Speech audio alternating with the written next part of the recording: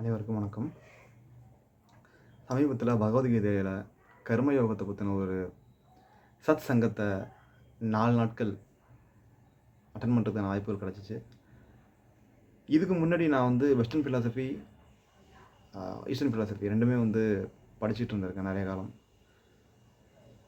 இந்த சத்சங்கத்துக்கு அப்புறமா ஒரு பாயிண்டில் இந்த 2 ஃபிலாசபியில் உள்ள ஒரு வித்தியாசத்தை நம்ம பார்க்கணும்.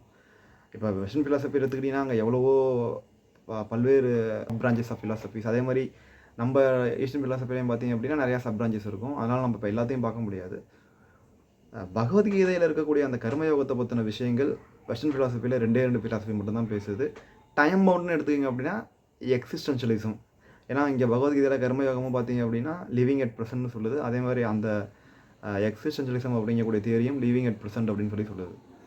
அதே மாதிரி இங்கே பகவத்கீதையில் பார்த்தீங்க அப்படின்னா மனிதர்கள் சத்துவம், ரஜோ, தாமசம் ஏதாவது ஒரு குணத்தில் மாட்டிக்கிட்டு இருப்பாங்கன்னு தான் சொல்லுது. அதே மாதிரி அங்கேயும் பார்த்தீங்க அப்படின்னா மனிதர்கள் சந்தோஷமாக இருக்கிறதோ வருத்தமாக இருக்கிறதோ ஏதாவது ஒரு குணத்தில் சிக்கிக்கிட்டு இருப்பாங்கன்னு சொல்லுது. சிக்மண்ட் ஃப்ராய்டு இட்டு ஈகோ சூப்பர் ஈகோ சொன்னது 19ஆம் நூற்றாண்டு. அதனால் அதை பற்றி இப்போ நம்ம பேச வேணாம். 2300 வருஷத்துக்கு முன்னாடியே அங்கே ஸ்டாக்சிசம் அப்படிங்கிற ஒரு இசம் இருந்துச்சு. அது என்ன சொல்லுது அப்படின்னா, எவன் ஒருத்தவன் கவலைப்படாமல் இருக்கிறானோ, எவன் ஒருத்தன் சந்தோஷப்படாமல் இருக்கிறானோ, நடுநிலைமையில் இருக்கிறானோ அவன் தான் அந்த ஸ்டாக்சிசத்தை ஒழுங்காக ஃபாலோ பண்ணுறான் அப்படிங்கிறது அந்த தியரியோட கொள்கை. இந்த ஸ்டாக்சிசமும் எக்ஸிஸ்டென்ஷியலிசமும் மட்டும்தான் பகவத்கீதையில் இருக்கிற கர்மயோகத்தோடு சேர்த்து கனெக்ட் பண்ணக்கூடிய ஒரு விஷயமா இருந்துச்சு. நான் அதை அட்டன் பண்ணப்போ நானாக அதை அனலைஸ் பண்ணிகிட்டு இருந்தேன். சரி, அங்கே இருக்கிறது அப்படியே இங்கே இருக்குது, இங்கே இருக்கிறது அப்படியே அங்கே இருக்குது அப்படின்னு சொல்லி பார்த்தா ஒரு சின்ன வித்தியாசம் இருந்துச்சு. ஸ்டாக்சிசம் உணர்வுகளுக்கு அப்பாற்பட்டு நம்ம இருக்கணும், அதாவது வெறுப்பு, சந்தோஷம், துக்கம் எதுவுமே இல்லாமல் இருக்கணும் அப்படின்னு சொல்லுது. எக்ஸிஸ்டென்ஷியலிசம் பார்த்தீங்க அப்படின்னா அதில் 2 டைப் வேறு இருக்குது. ஒன்று தீஸ்ட் எக்ஸிஸ்டென்ஷியலிசம், இன்னொன்று ஏத்திஸ்ட் எக்ஸிஸ்டென்ஷியலிசம். தீஸ்ட்டுக்கு பார்த்தீங்கன்னா சோரன் கீர்கெகார்டுன்னு ஒருத்தர் ஃபாதரு.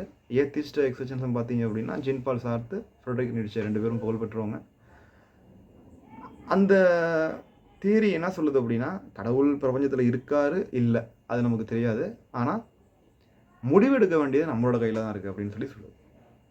அதே மாதிரி ஸ்டாக்சிசம் என்ன சொல்லுது, நீங்கள் சந்தோஷமும் படக்கூடாது, துக்கமும் படக்கூடாது, நடுவில் இருக்கணும் அப்படின்னு சொல்லுது.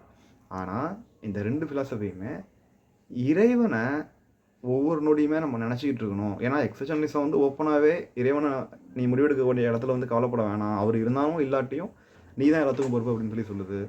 அதே மாதிரி ஸ்டாக்சிசமும் பார்த்தீங்க அப்படின்னா சந்தோஷப்பட வேணாம், துக்கப்பட வேணாம்னா சொல்லுதே ஒழிய இறைவனை குறித்து நம்ம திங்க் பண்ணணும்னு சொல்லவே இல்லை. பகவத்கீதை மட்டும்தான் 2 ஸ்டேட்லையுமே, ஒன்று நீ இருப்பில் இருக்கிறீங்க, உங்களோட கடமையை நீங்கள் செஞ்சு தான் ஆகணும், அது எக்ஸிஸ்டென்ஷியலிசம் மாதிரி, ஆனால் கடவுளோட எண்ணங்களோட அதை செய்யணும் அப்படின்னு சொல்லுது. அதே மாதிரி நீங்கள் சந்தோஷப்படக்கூடாது, துக்கப்படக்கூடாது, சத்துவ ரஜோ தமஸ் குணத்தில் ஆட்படக்கூடாது, நீங்கள் இது எல்லாத்துக்கும் அப்பாற்பட்டு இருக்கணும், ஆனால் இறை சிந்தனையோட தான் இருக்கணும் அப்படின்னு சொல்லுது. இதுதான் அந்த கிழக்கத்திய தத்துவத்துக்கும் மேகத்திய தத்துவத்துக்கும் இருக்கக்கூடிய மிகப்பெரிய ஒரு வித்தியாசமாக நான் பார்க்குறேன். நன்றி.